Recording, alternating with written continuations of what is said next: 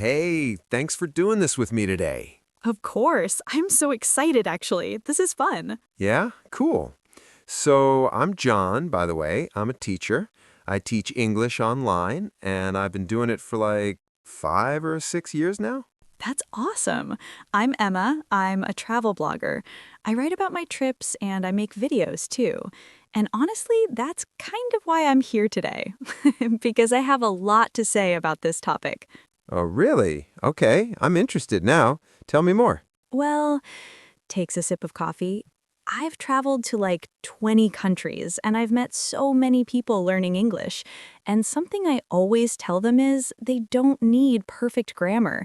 They just need to communicate. Nods. Yes, that's exactly what I want to talk about today. Because so many of my students are terrified of making grammar mistakes. They're like, oh no, I said it wrong, and they stop speaking. Laughs and nods. Yes, they freeze up. And it's so sad because they could say what they want to say, but they're too scared. So today we're going to talk about pauses for effect. You don't actually need perfect grammar to speak English. Is that fair? Smiles. 100% fair. Let's do it. Okay, so first question. Why do you think so many people believe they need perfect grammar to speak English? Like, where does that come from? Thinks for a moment. Ooh, that's interesting. I think it comes from school, honestly. When you're a kid, your teacher is always correcting you. No, that's wrong. Say it this way, right? Nods enthusiastically. Exactly. And that's useful, don't get me wrong. Grammar is important, but the problem is that after years and years of that, people become afraid. They get anxious. I met this woman in Thailand. She was Thai and she spoke English. Not perfectly, her grammar wasn't perfect, but she was so apologetic about it. She kept saying, sorry, sorry, I'm not good at English. Shakes head. But was she good at communicating? Could you understand her? Laughs. Of course, I understood everything. We had a great conversation. We talked for like 2 hours. She told me about her family, her job, her dreams, but she didn't believe she was good at English because her grammar wasn't perfect.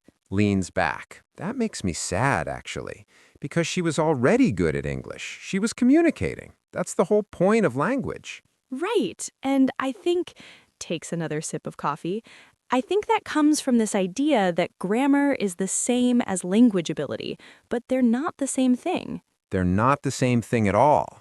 Grammar is like, thinks, it's like the rules of how to build sentences correctly.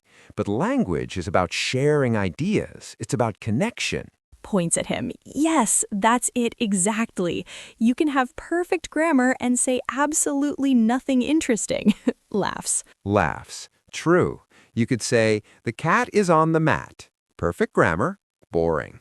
Laughs more. Exactly. But you could also say cat on mat, and I would understand you perfectly. Nods. And that's the thing people don't understand.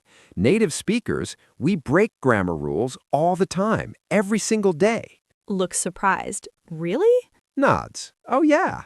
Like I say things like, I ain't got no time for that. That's a double negative. That's technically wrong, but everyone understands me. Laughs. Right. And like, pauses. You know how people say gonna? That's not a real word grammatically. Exactly. Gonna, wanna, gotta, those aren't in the grammar book, but native speakers use them all the time, and nobody cares. Smiles. So native speakers break grammar constantly.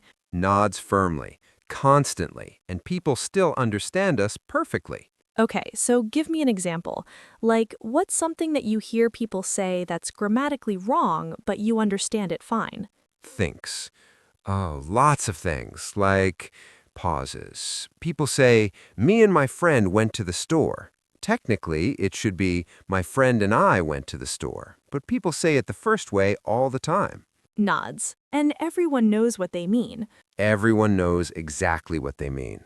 Or like, leans forward. People say, where you at? Instead of, where are you? That's wrong, but it's very natural.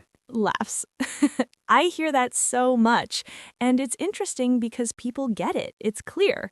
It's clear. That's the whole point. Communication is clear. That's success. takes a moment. You know what? I learned this when I was in Mexico. I don't speak Spanish fluently, not at all, but I was talking to this man in a market and I was trying to ask him about the price of something. Leans in. What happened? Laughs. I pointed at the thing and I said, how much money? Like super simple, wrong grammar.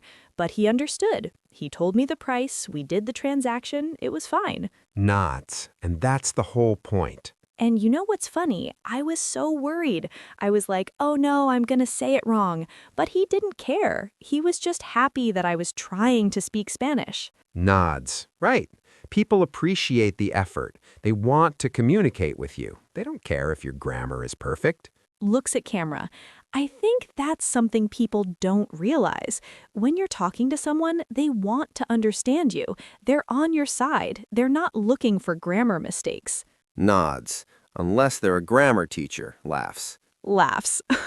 Okay, fair point. But even then, Even then, no, because good teachers understand that communication comes first. Grammar's just the tool. It helps you communicate better, but it's not the main thing.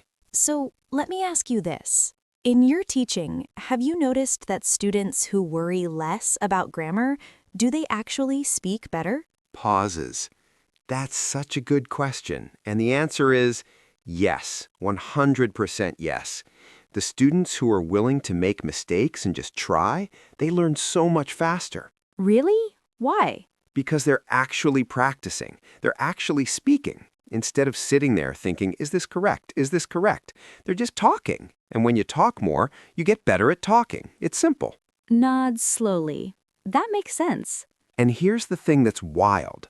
The students who are super worried about grammar, they sometimes speak less well than the students who don't care about grammar because they're in their head. They're thinking about the rules instead of thinking about what they want to say. Surprised. Oh, wow. Yeah, so they're actually worse at communicating because they're too worried about being perfect. It's like when you're playing basketball and you think too much about your form. You miss the shot. Laughs. That's a good way to think about it. Okay, so confidence is important. Nods. Confidence is huge. And you know what builds confidence? Success. And you have success when you communicate, not when you have perfect grammar. Settles back. So the key is to just talk? The key is to just talk. Be brave. Say something, even if it's not perfect, especially if it's not perfect. Laughs. Laughs. Why, especially if it's not perfect? Because you'll learn from your mistakes. If you say something wrong and someone corrects you, boom, you learn. But if you never say it because you're too scared, you never learn. Points at him. That's smart. That's really smart. Smiles. Thank you. Takes a sip of coffee. You know, I think about this a lot with my blog. Sometimes I get comments from people saying, your English isn't perfect. And I'm like, pauses. Yeah, and I still have millions of followers who understand me. Laughs. Right, because you're communicating. Nods. Because people care about the content. They care about the story. They don't care if I said instead of the. Exactly. And that's the real world. In the real world, people care about what you're saying. They don't care if your grammar is perfect. Okay, but I want to ask, pauses, is there ever a time when grammar does matter? Like, should people learn grammar at all? Nods. Great question. Yes, grammar matters, but it matters for different things. Leans forward. What do you mean? Okay, so if you want to write a formal letter to a company, or if you want to write an academic paper, or if you want to apply for a job, pauses. Grammar matters more because writing is more formal than speaking. Right, I get that. But for speaking, for having conversations, for making friends, for traveling, shakes head. Grammar is less important. What's important is that you communicate. So grammar is like, thanks, more important in formal situations. Yes, formal situations, business situations, academic situations. In those cases, yeah, you want your grammar to be better. But even then, I would say don't let grammar stop you from communicating. Thoughtful. So it's like grammar is a skill to improve, but it's not the most important skill. Points at her. Yes, that's exactly it. Communication is the most important skill. Grammar is a supporting skill. It helps you communicate better, but it's not more important than communication itself. Nods slowly. That's a good way to think about it. And here's another thing, leans forward. Grammarians, people who study grammar, they understand that language is always changing. Grammar is not fixed. It's like a living thing. It changes over time. Surprised. Really? Nods. Yeah, like 100 years ago, people would say whom a lot. Now, hardly anyone says whom. And the language is still fine, still works. Laughs. I never use whom. Laughs. Nobody does. And that's okay. Language changes. It evolves. What matters is communication. Smiles. So you're saying grammar is important, but not as important as actually speaking. Nods firmly. That's exactly what I'm saying. Okay, so if someone is watching this right now and they're scared to speak English because they worry about grammar, what would you tell them? Takes a moment. I would tell them, speak slowly, that the best way to learn English is to use English, to speak, to make mistakes, to be brave. Nods. I would tell them that native speakers break grammar rules all the time, and people still understand us. I would tell them that communication is more important than perfection. And I would tell them that every single person who speaks English well had to start somewhere. We all made mistakes. Smiles. I like that. That's encouraging. Continues, and here's what I tell my students. I say, don't aim for perfection, aim for clarity. Can someone understand you? If yes, you succeeded. Nods. That's a good measure. Looks at camera.